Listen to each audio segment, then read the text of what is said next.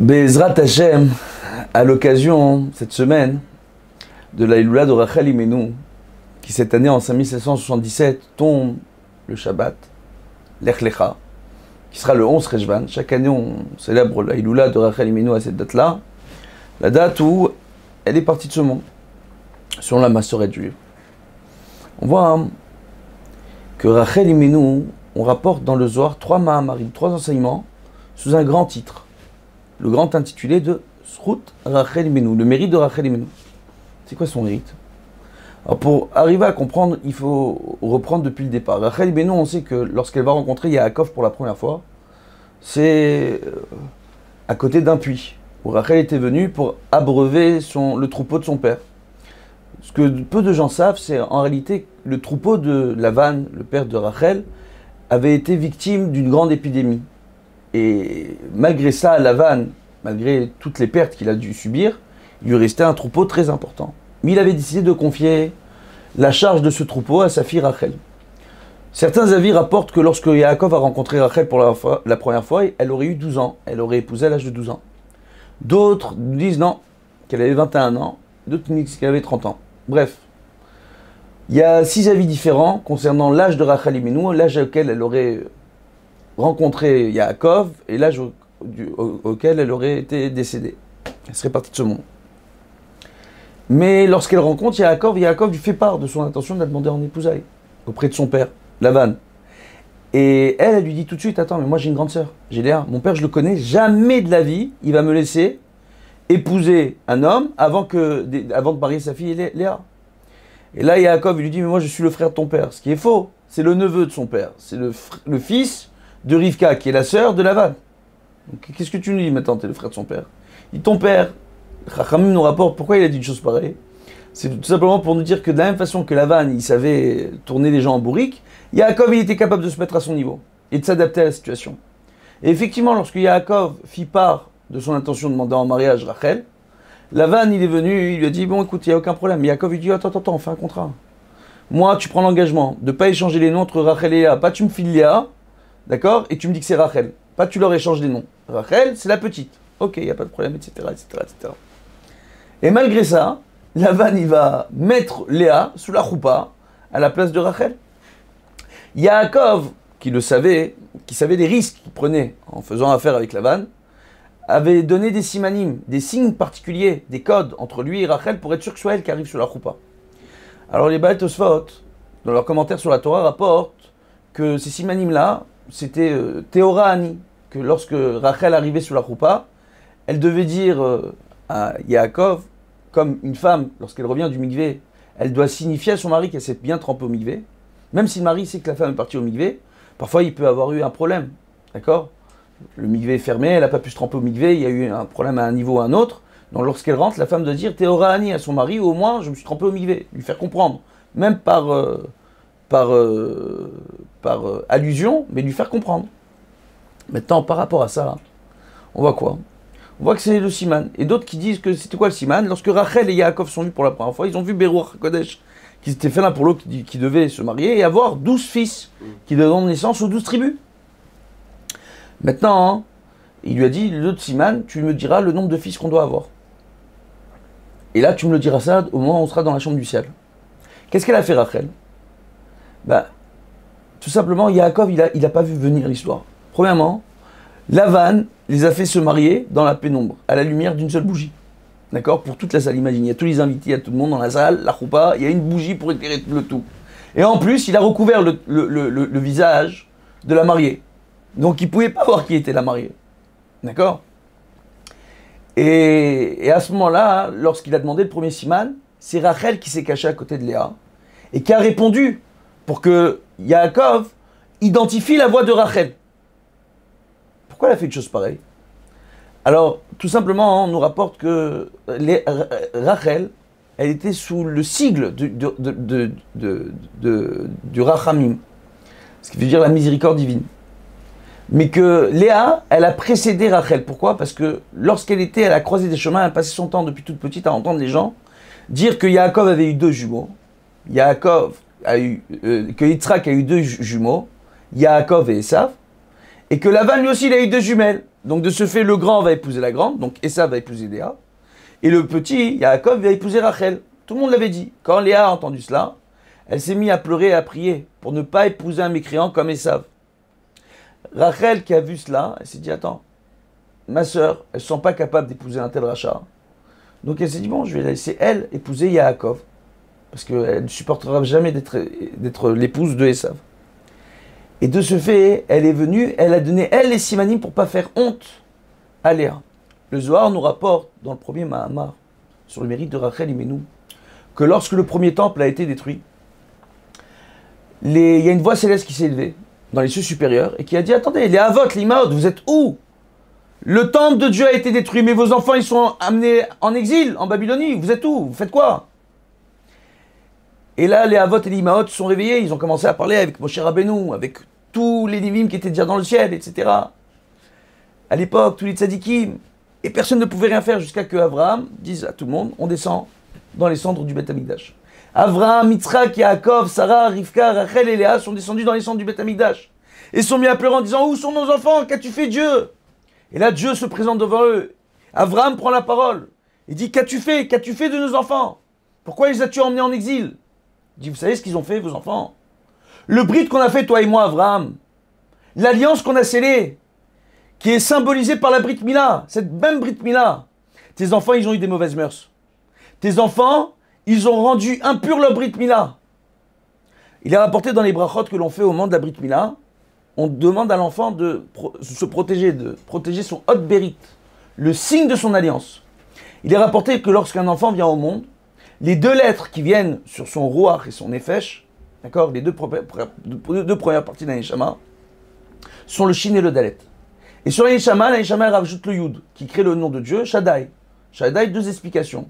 Shahamar Dai Libriato, ce qui a dit stop à sa création, par sa simple parole, il a créé le monde, et lorsqu'il a dit au monde tel qu'il était bien, la création, elle est restée telle qu'elle était, en évoluant selon la seule volonté de Dieu. Et la deuxième explication, c'est Shmor Delet Israël, celui qui garde chaque porte d'Israël. Chaque membre du clan d'Israël, Kadosh Baruch Hu, il le protège. Un enfant, lorsqu'il vient au monde, un garçon, il a appelé Shed, Shindalet, un démon, jusqu'à qu'il fasse sa Brit Mila. À partir du moment où il fait la Brit Mila, on lui rajoute le Yud, il devient Shaddai. Mais quand il se comporte mal il a de mauvaises mœurs, on lui enlève le Yud, il redevient un Shed. C'est quoi des mœurs? Les mœurs, c'est les habitudes intimes, les habitudes sexuelles, entre guillemets ici, c'est de ça dont on parle. Les ministres à l'époque du Beth Amikdash s'étaient laissés aller à la dépravation. Donc de ce fait, Abraham, quand il a entendu ça, il a dit, attends, alors je comprends que tu les emmènes en exil. Lorsqu'ils feront tes choix, tu les ramèneras tel qu'il est promis dans la Torah, dans Parashat Kitavo. Si on se détourne de la Torah, Kadosh Baruch Hu nous mènera en exil et attendra là-bas, à travers l'exil, qu'on se tourne vers tous les dieux jusqu'à qu'on le retrouve lui, qu'on le proclame comme étant notre seul Dieu et qu'on commence à se repentir, à faire teshuva. Et c'est là qu'Akadosh Baruch Hu nous laissera revenir en Israël. Donc Abraham savait qu'il y avait déjà cette promesse de Dieu dans la Torah. Il dit très bien, emmène-les en exil, ils feront teshuva, tu les ramènes. Là, les Havot et les Imaot ont quitté les cendres du Beth Amikdash. Il y a seulement Rachel qui reste là-bas. Rachel, elle bouge pas. Elle continue à pleurer, elle dit, moi, ça me suffit pas. Je veux tout de suite, tu ramènes mes enfants à Kadosh Baruch Hu. Kadosh Baruch Hu, tu comprends pas? Ils m'ont trompé, ils ont fait l'idolâtrie, même dans mon temple, même dans ma demeure, ils ont été idolâtres. Ils ont eu des mauvaises mœurs, t'as pas entendu? Dis de quoi tu te plains, toi? L'idolâtrie, ça n'existe pas réellement. C'est quoi, c'est des statues? Moi, ma sœur, Tsarati, Achoti, Tsarati, ma sœur, mon malheur, je l'ai rentrée dans ma maison. Je l'ai fait épouser mon mari à ma place. Ça a été la première épouse de Yaakov. Je lui ai communiqué les simanim. J'ai accepté cela pour Yaakov puisse avoir les 12 tribus.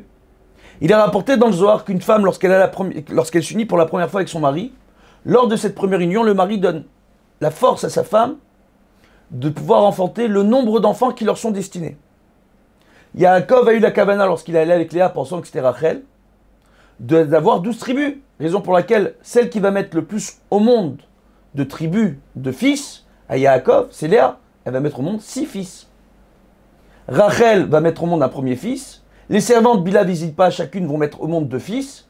Léa va prier pour que Rachel puisse avoir un autre fils, elle va avoir un deuxième fils. Et Rachel, il rapportait que lorsqu'elle a eu son premier fils, elle a appelé Yosef, Yosef qui, de la Shon Tosefet, ajouté, en demandant à Dieu, à travers le nom qu'elle a donné à ce premier fils, que Dieu lui donne le mérite d'avoir un autre fils. On dit que pendant 7 ans après qu'elle ait épousé Yaakov, Rachel ne pouvait pas avoir d'enfant. Premier fils, Yosef. 7 ans de plus, elle ne peut toujours pas avoir d'enfant, elle redevient stérile. Et au bout de 7 ans, après avoir mis au monde Yosef, elle va mettre au monde Binyamin. Au moment où elle met au monde Binyamin, elle meurt en couche. Et elle va appeler son fils Ben Oni, le fils de ma force, avec un Aleph, le fils de ma force. Et par là, Yaakov va lui donner le nom Benyamin, le fils de ma droiture, le fils de ma droite, qui veut dire aussi que Rachel a mis au monde Binyamin en donnant toutes ses forces. Pourquoi? Parce que Rachel, lorsqu'elle s'est unie avec Yaakov, elle n'a reçu pour force le fait de pouvoir enfanter qu'un seul enfant. Elle le savait, et malgré ça, elle dit, je veux avoir un autre enfant. Et lorsqu'elle est tombée enceinte de Binyamin, elle savait qu'elle n'aurait pas la force de le mettre au monde. Elle a mis au monde, elle a vu Binyamin, elle a rendu son âme. Et là, on l'a appelé Beyat Achazeka, avec la main forte, la main droite, la main forte en général chez les êtres humains, qu'elle a mis au monde Binyamin, raison pour laquelle il a appelé le fils de la droiture, le fils de la droite. Maintenant, on voit quoi? On voit justement dans ce Mahamar-là qu'il y a Akadosh Baruch Hu, lorsqu'il entend Rachel qui lui dit « Mais moi j'ai rentré ma sœur, et ma sœur elle existait vraiment. Et je me suis occupé des enfants de ma sœur, je les ai élevés comme mes propres enfants. Quand Shimon et Lévi ont fauté, ils ont massacré la ville de Shrem, c'est Rachel qui a intercédé en leur faveur, qui a prié pour eux. Il dit « Regarde, moi j'ai toujours prié pour toutes les tribus d'Israël, ce sont tous mes enfants. Les enfants de Léa, les enfants de Bila, les enfants du Zilpa sont tous mes enfants. » Il est rapporté dans les versets Akeret Abayit, d'accord? Hem smecha bebanea. On dirait Akeret Abayit, le Ikar de la maison, d'accord? C'est quoi le Ikar? Ça vient de la Shon la Akor.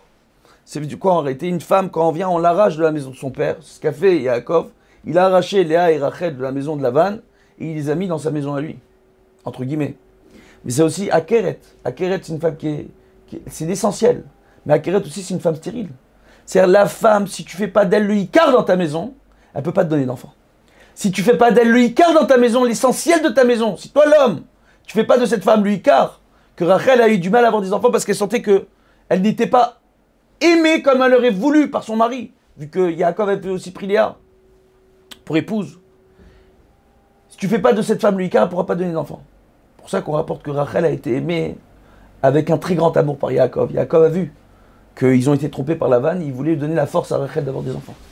C'est pas qu'il préférait plus Rachel que Léo ou quoi que ce soit. C'est réellement il voulait donner la force à Rachel à travers l'amour qu'il lui a donné de pouvoir mettre au monde des enfants. Et on voit par rapport à cela qu'Akadosh Baruch Hu, quand il entend ça, il se dit attends, tu as raison Rachel. Donc je te garantis que les bénis Israël vont revenir. Et de là vient le verset de Yirmiyahu, le Navi qui a existé, le prophète de la génération de la destruction du premier temple, où il est rapporté justement que le verset Kol Beraman Nishma Ni Bechit Amrurim. Une voix s'élève dans le ciel, et on entend là des pleurs sans fin. Rachel mevakal banea. D'accord? C'est Rachel qui vient et qui pleure sur ses enfants. Me'ana le'inachem. D'accord? Et elle refuse de pouvoir être consolée. Veshavu banim ligvulam. Et les enfants reviendront aux frontières de leur père. Ils reviendront en Israël. Me'eret soyev, de la terre de leurs ennemis. Akadosh Baruch Hu fait la promesse à Rachel de les ramener. On pose la question dans le Zohar. C'est quoi la différence? Quoi qu'il arrive, Akadosh Baruch Hu, il a promis que si les Israël font Teshuvah, il les ramène. Et Abraham Avinu lui a dit, quand ils feront Teshuvah, je les ramènerai. Qu'est-ce qu'elle a rajouté ici, Rachel? Rachel a rajouté une chose extraordinaire. Que même si on n'a pas le mérite de pouvoir revenir sur la terre d'Israël, et même si on ne fait pas Teshuvah, Akadosh Baruch Hu a pris l'engagement, par le mérite de Rachel, de nous ramener sur la terre d'Israël. De ce fait, on voit même les gens qui n'ont pas le mérite de pouvoir revenir sur la terre d'Israël, lorsqu'ils reviennent sur la terre d'Israël et qui vivent ici, c'est par le seul mérite de Rachel Imenu. C'est extraordinaire. Ça, c'est le premier Mahamar. Il y a un deuxième Mahamar qui rapporte que lorsque Rachel est morte en venant en Israël, en quittant la maison de Lavan, elle est morte sur le chemin, mais derrière Ephrata, sur le chemin de Ephrat. D'accord? Et là-bas, il a enterré Bethléem. Et on dit que c'est la ville de Bethléem. Là-bas, lorsqu'il a enterré, ils l'ont mis en terre, et par-dessus, Yaakov a demandé à chacun de ses fils de prendre une pierre. Donc chaque tribu a pris une pierre, et a posé une pierre sur le tombeau de Rachel. Et là, Yaakov a rajouté deux pierres. Une pierre pour Binyamin, son fils, et une deuxième pierre sur laquelle il a marqué Yaakov. Il est rapporté que les Ovdei Avodazara ont à plusieurs reprises essayé de voler cette pierre où Yaakov avait marqué son nom pour les mettre dans des temples de l'idolâtrie. Et cette pierre, miraculeusement, revenait toujours sur le tombeau de Rachel. À la fin, ils ont laissé tomber. Ils ont arrêté de voler la pierre. Elle revenait tout le temps. Et là, là-bas, dans ce Zohar, il est rapporté que l'endroit où Rachel a été enterrée, c'est un endroit qui est meod, raoui meod, les tefila. C'est un endroit magnifique, fantastique, pour faire des prières. Yosef Hatzadik, dans le Zohar, il est rapporté qu'il a dit à son père Yaakov, papa, je suis roi d'Égypte. Tu me fais te promettre de t'enterrer en Israël et pas en Égypte. Il n'y a pas de problème. Mais tu veux pas sur le chemin, on récupère maman et on l'enterre à côté de toi dans la Marat Marpella. Pourquoi on la laisse là-bas à Bethléem? Yaakov il dit, tu crois que j'ai pas demandé ça déjà à Kadosh Baruch Hu. Cet endroit-là, Yaakov Avinu, il a vécu Bureau Kodesh, au moment de la destruction du premier temple, les Juifs, quand ils allaient être menés en Babylonie, ils allaient passer devant le kéver de Rachel, qui se mettrait à prier, et qu'à travers ces prières, ils commenceraient à faire teshuva. Pour pouvoir, et c'est ce qui allait leur permettre de revenir sur la terre d'Israël. Mais en plus, il a vu que avant de la Géoula finale, la délivrance finale, toutes nos prières allaient passer par Rachel et Minou à cet endroit-là. Que c'est l'endroit par lequel toutes les Neshamot passent pour pouvoir aller vers la porte du ciel qui est à la Marat Marpella. Elle passe d'abord là-bas. Et Rachel est là-bas pour attendre les Neshamot et s'occuper d'elle. Il a vu ça. Et Akadosh Baruch Hu, il a dit Rachel, bouge pas de là-bas. De ce fait, lorsqu'ils sont partis par la suite enterrer Yaakov, ils ont fait rajouter Arba Amoudim, donc 4 poteaux sur lesquels ils ont mis une coupole. D'accord? À l'époque du Shla HaKadosh, lorsque les Ottomans étaient en Israël, le Shla HaKadosh a fait demander à ce qu'on puisse fermer les murs, qu'on puisse faire des murs. Et là, ça a créé cette petite maison qu'on voit sur toutes les photos du tombeau de Rachel, cette maison avec la géole par-dessus, d'accord? La coupole par-dessus, pas une géole, la coupole par-dessus, et un olivier, pas très loin, qui est toujours là-bas. Par la suite, à l'époque, en 5793, le Rav Moshe Montefiori, c'est comme ça qu'on l'appelle, qui est un très grand bienfaiteur du clan d'Israël, a fait rajouter une pièce là-bas, a fait rénover le tombeau de Rachel. Le tombeau de Rachel, par la suite, a été à plusieurs reprises rénové jusqu'à qu'il soit tel qu'on le connaît aujourd'hui. Maintenant, il a rapporté tout simplement que le tombeau de Rachel, c'est un endroit fantastique pour la tefila. Et il y a un troisième Mahamar dans le Zohar, qui nous rapporte que par le mérite des demandes de Rachel et Menou, et qu'elle n'a pas su se contenter de ce qu'a dit Dieu à Avraham Avinu après la destruction du temple, Rachel et Menou est devenue l'associée de Dieu. Et elle est devenue la Shrina dans ce monde, la présence divine. Shomer Emouni nous rapporte que la présence divine, c'est l'action du divin dans ce monde. L'action du divin dans ce monde, aujourd'hui, c'est Rachel et Menou qui est, elle, la Shrina, la présence divine. Il est rapporté que lorsqu'un homme faute, Adam choté doché Shrina. Un homme qui faute, il repousse la présence divine. Rachel et Menou qui est, elle, en permanence avec la présence divine, qui est elle-même la présence divine aujourd'hui, dans ce monde, par le mérite de ses prières, Rachel et Menou, elle laisse la Shrina, la présence divine, se retirer, mais elle reste, elle, pour essayer de faire teshuva à cet homme qui est en train de fauter. C'est extraordinaire. Et là, on terminera là-dessus. On voit en réalité que Rachel et Menou, dans toutes les guerres, il est rapporté qu'on a vu une femme intervenir, protéger, mettre en garde nos chayalim, nos soldats. Et il y a une histoire fantastique qui est rapportée avec le Rav Mordechai de Tchernobyl. C'était l'Admour de Tchernobyl. Son père avant lui, c'était l'Admour, qui avait pour coutume de faire la mitzvah de Pidyon Jouim. À son époque, malheureusement, en Europe de l'Est, très souvent on arrêtait les juifs pour le simple fait d'être juifs et on les jetait en prison. Là, il y a une mitzvah de libérer ces prisonniers-là, qui ont été mis en prison à tort, pour rien. Leur seul crime, c'est d'être juifs. Et il passait son temps à faire cette mitzvah-là, jusqu'au jour où les autorités en ont eu marre et ont décidé de le jeter lui-même en prison. Ce qui était complètement fou. Parce que tous les Jédus, en plus de ça, le Rav Mordechai de Tchernobyl, avait pour coutume de distribuer nourriture, boissons, tout ce qu'il faut aux pauvres pour qu'ils aient de quoi manger pour le Shabbat et pour toute la semaine. Et comment un tel tzaddik qui tombe en prison?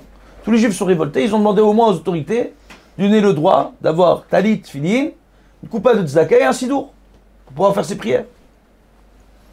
Les autorités leur concédèrent cette demande. Et là, il s'est passé un truc extraordinaire. À la fenêtre derrière les barreaux de la cellule de Rav Mordechai se présente une femme. Rav Mordechai, il prend sa coupa de tzedaka, il croyait que c'était une mendiante, il veut lui donner la tzedaka. Il dit non, je suis pas venu ici pour ça, je suis venu pour te raconter une histoire.